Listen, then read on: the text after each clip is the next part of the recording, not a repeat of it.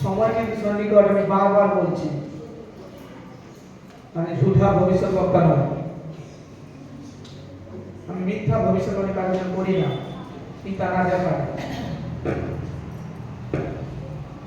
তুমি যা বলি তা হয়। তোমরা বিশ্বাস করো আর পরমেশ্বরকে সঠিকভাবে চিনতে শিখো।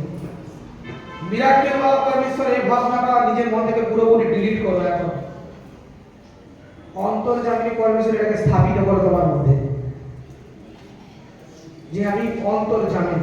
আমি যদি শয়নেও শুয়ে শুয়ে কোনো কথা মনে মনে নিজের মনে গোপনে ফিসফিস করে গোপনে চিন্তা করছি, ঈশ্বরের সামনে মাইক ও ফোনের মতন বাজ দিয়েই হবে। এটি তোমরা জানো। মনে মনে চিন্তা করছি, কে আর শুনছে, কেউ শুনছে না, ভেবে যা ভাবা যা চিন্তা করা করে দেয়, তাই না? আমি তোমাদের সত্য বলছি, তুমি মনে মনে একদম মনের ভিতরে অন্ধকারের ভিতরে একটা কোনো কথা চিন্তা করতেছ, পরের সামনে হো হো হো এরকম করে আওয়াজ হচ্ছে। এই যে এতদিন পরে তোমরা ভেবে ফেলছি কি করবো এবার, না না ভাবনা করার কিছু নেই। পরমেশ্বর ঘন ঘন স্টেপ ওঠায় না, তিনি বলেছেন।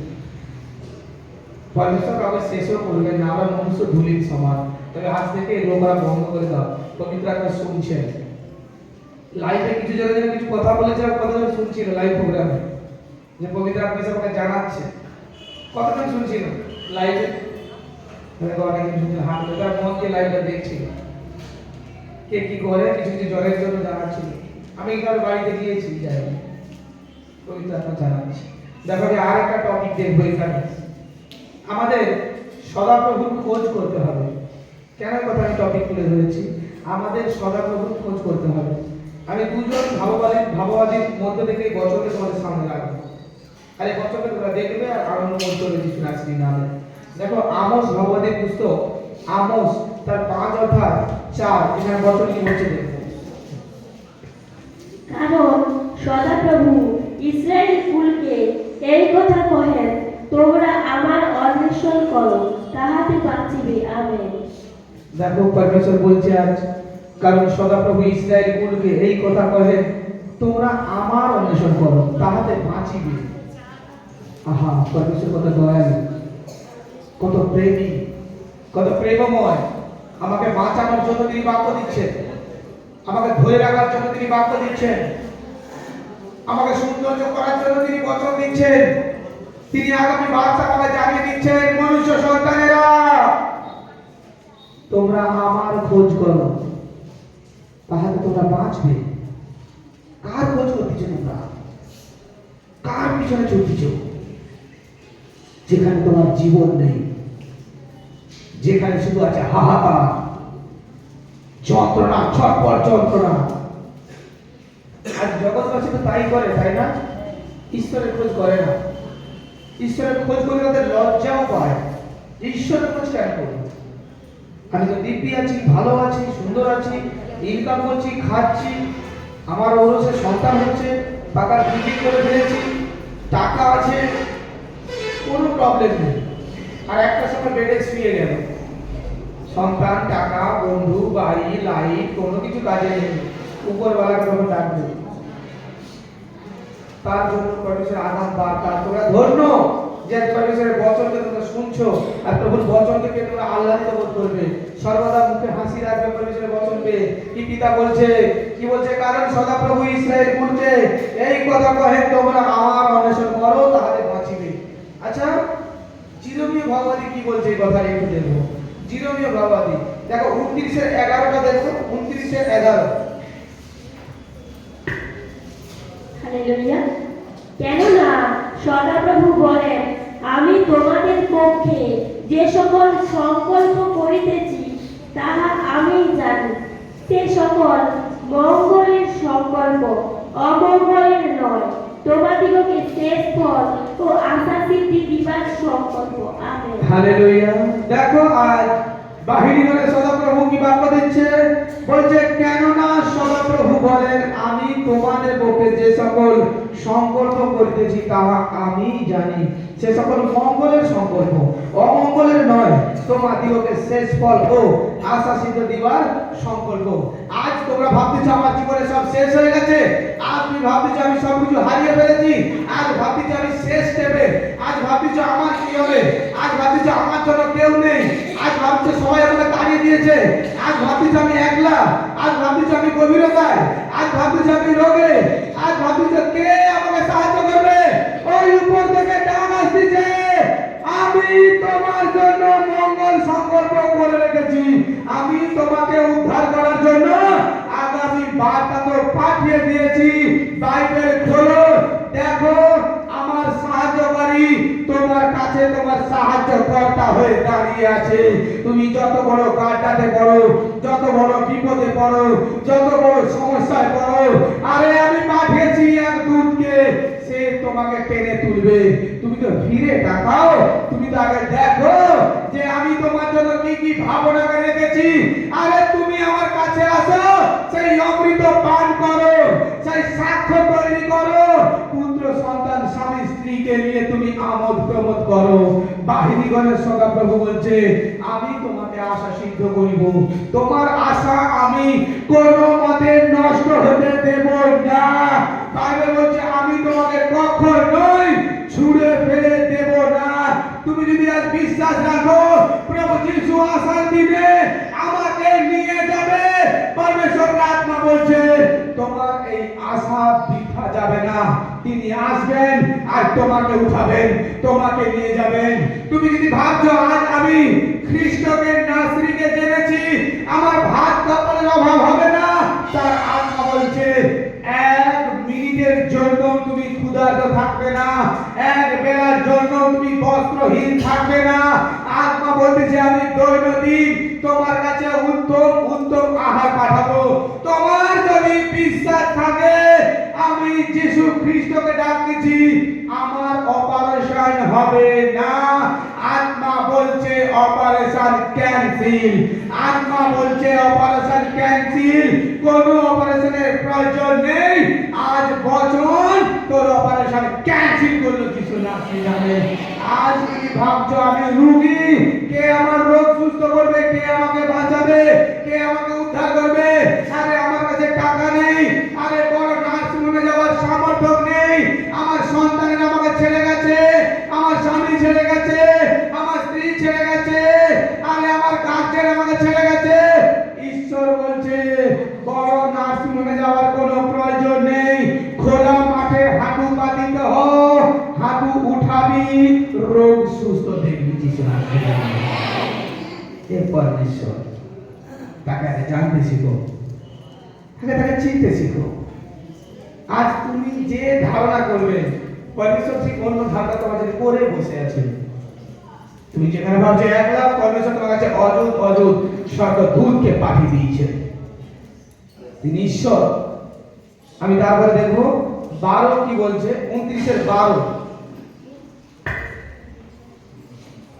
আর তোমরা আমাকে আহ্বান করিবে এবং গিয়া আমার কাছে প্রার্থনা করিবে, আর আমি তোমাদের কথায় কর্ণপাত করিব। আমেন।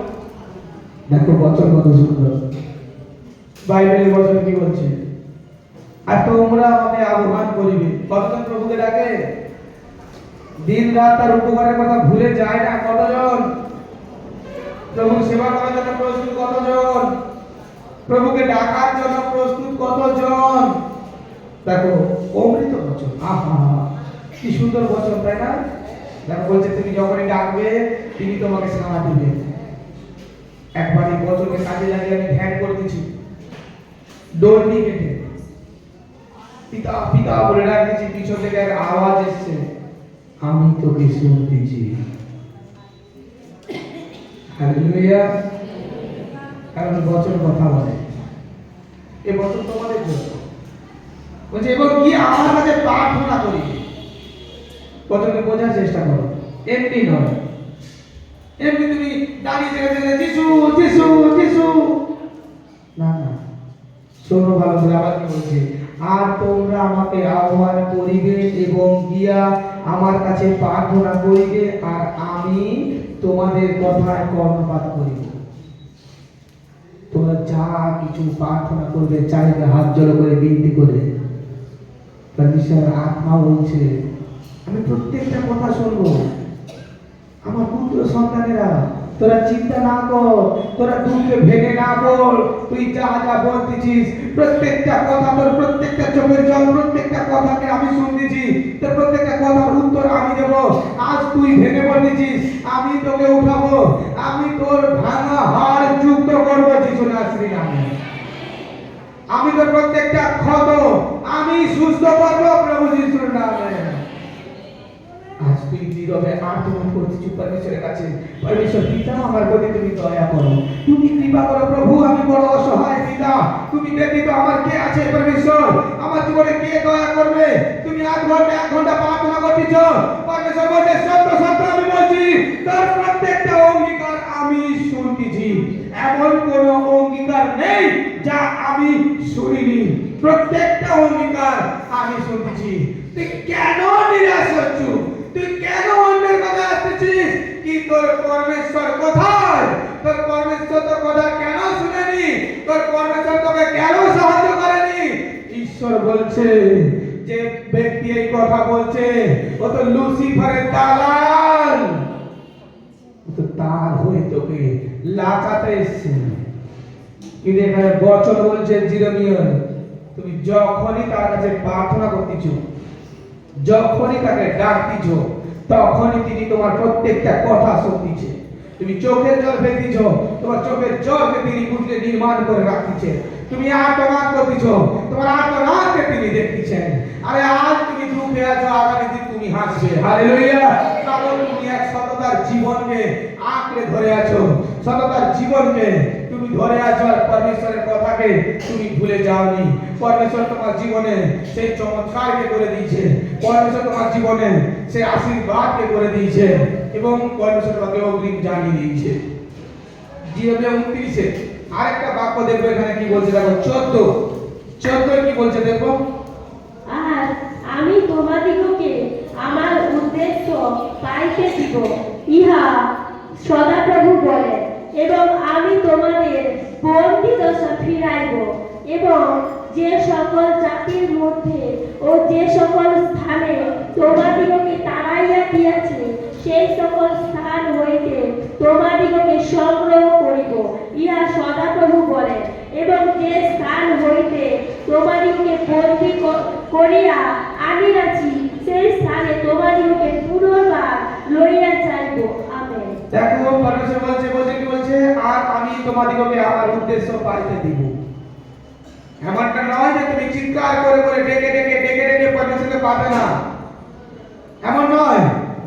তিনি বলছে আমি তোমার উদ্দেশ্য, তুমি যে পরমেশ্বরকে ডাকতেছ, তিনি বলছে আমার নিজের উদ্দেশ্য আমি তোমাকে পেতে দেব, আমি তোমাকে ঠিকানা দিয়ে দেব, আমি তোমাকে জানিয়ে দেব, আমি তোমাকে জানাবো আমি এখানে আছি, আমি তোমাকে জানাবো তুমি এভাবে আমাকে ডাকো, আমি তোমাকে জানাবো তুমি এভাবে প্রার্থনায় বসো।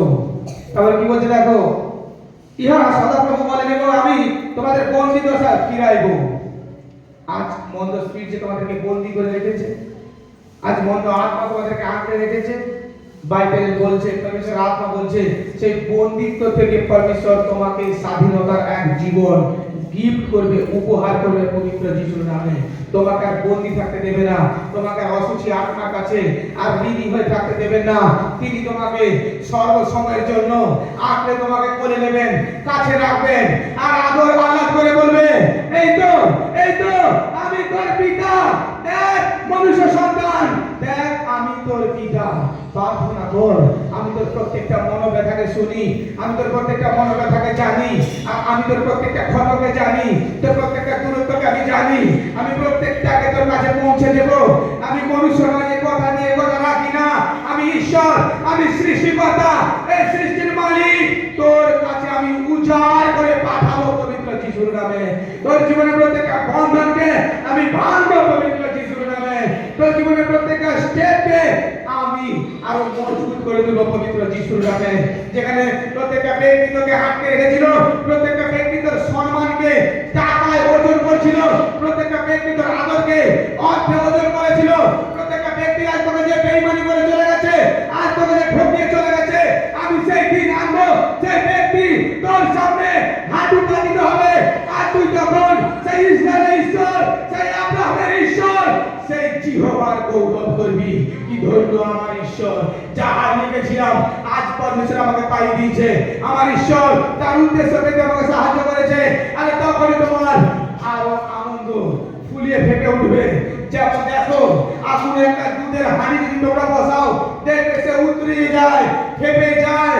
তোমাদের সুখ আনন্দ সেভাবে ফেটে উঠবে, তোমাদের কাছে সেভাবে খুশি হয়ে আসবে। আর পরমেশ্বর তোমাদেরকে সেভাবে আরো খুশিতে তোমাদের দিনকে পরমেশ্বর পূর্ণতা করে দেবে যিশু নাসির নামে। এবং পরমেশ্বর আত্মা বলছে, পাপের কারণে তোমাকে যে আজ সরানো হয়েছিল, কিন্তু আমি সে সকল তোমাকে মুছে দিয়ে শুদ্ধতার মধ্যে দিয়ে আমার কাছে নিয়ে আসবো। তোমার বন্দি দশা দূর করব, তোমার পাপকেও ক্ষমা করব, আমার কাছে নিয়ে আসবো। পিতা পুত্রের মহিমাও তোমার জীবনে আমি রাখবো। তুমি কি সেই বিশ্বাসী? তুমি কি ঈশ্বরকে পাওয়ার চেষ্টা করছো? তুমি কি ঈশ্বরকে খোঁজার চেষ্টা করছো? যদি ঈশ্বরকে খোঁজার চেষ্টা করো, ঈশ্বর বলছে আমি তোমার। তুমি ঈশ্বরকে খুঁজতেছ, ঈশ্বর বলছে আমি তোমার।